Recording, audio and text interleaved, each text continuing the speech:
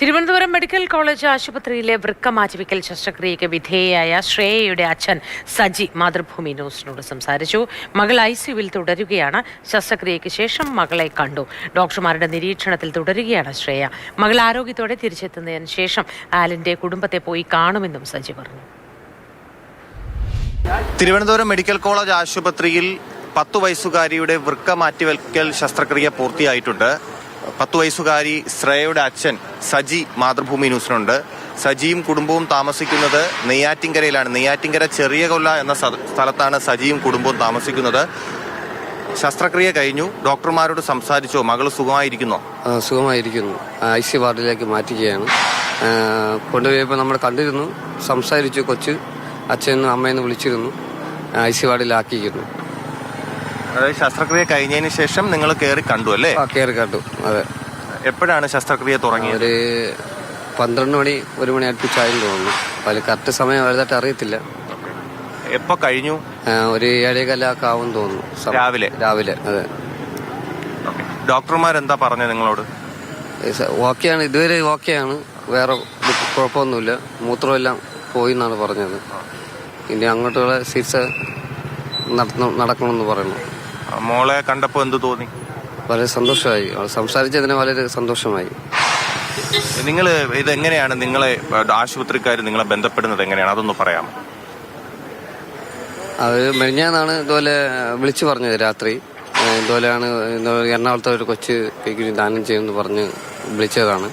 11 മണിയായി വിളിച്ചു പറഞ്ഞപ്പോൾ. അങ്ങനെ പെട്ടെന്ന് നമ്മൾ ഇവിടെ വന്ന് ചേരുകയും പിന്നെ ഡോക്ടർമാരെ കാണുകയും ഇവിടെ കൊച്ചിൻ്റെ ബ്ലഡ് എടുത്ത് മാച്ചിങ് ടെസ്റ്റ് ചെയ്യാൻ വേണ്ടി നമ്മൾ എറണാകുളത്ത് പോവുകയും അവിടെ നിന്ന് ആ കൊച്ചിൻ്റെ ബ്ലഡ് എടുത്ത് ലാബിൽ കൊടുക്കുകയും ചെയ്യും. മാച്ചിങ് ഓക്കെ എന്ന് പറഞ്ഞപ്പോൾ ഇവിടെ ബാക്കി കാര്യങ്ങൾ ഇവിടെ ചെയ്തു. അങ്ങനെ സർജറി നടന്ന് വളരെ സന്തോഷമുണ്ട്. കൊച്ചിൻ 2 വൃക്കയല്ലേ മാറ്റി? അതെ, 2 വൃക്കയാണ് മാറ്റി വെച്ചത് കൊച്ചിൻ്റെ. ഈ ഡോക്ടർമാര് 2 വൃക്ക മാറ്റി വയ്ക്കണം അങ്ങനെയാണല്ലോ പറഞ്ഞത്? അത് നേരത്തെ അങ്ങനെയാണ് പറഞ്ഞു തന്നത്. അതുപോലെ തന്നെ അത് ചെയ്തിരിക്കുന്നത്. ഈ ആലിൻ എന്ന മോള് 10 മാസം പ്രായമുള്ള മകളാണ്. നിങ്ങളുടെ 10 വയസ്സുകാരി മകൾക്ക് വൃക്ക നൽകിയിരിക്കുന്നത്. അപ്പൊ നിങ്ങൾക്ക് എന്താ തോന്നുന്നത്?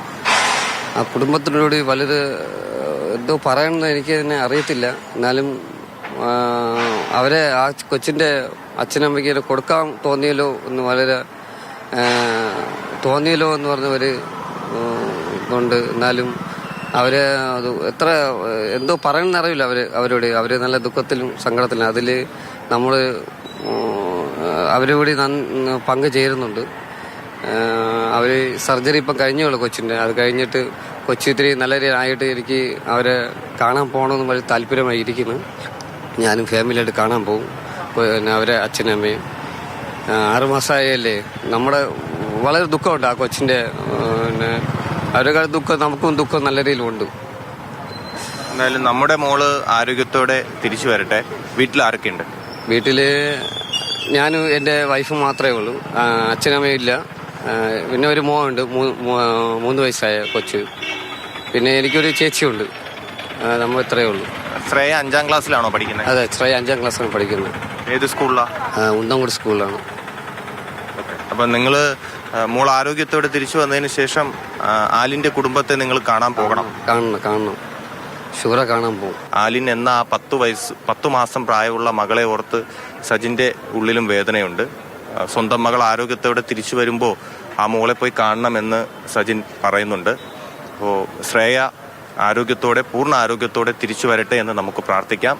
നല്ല വാർത്തയ്ക്കായി നമുക്ക് പ്രതീക്ഷിക്കാം. സജി കുമാറിനൊപ്പം T. സരീഷ്ണ, മാതൃഭൂമി ന്യൂസ്, തിരുവനന്തപുരം.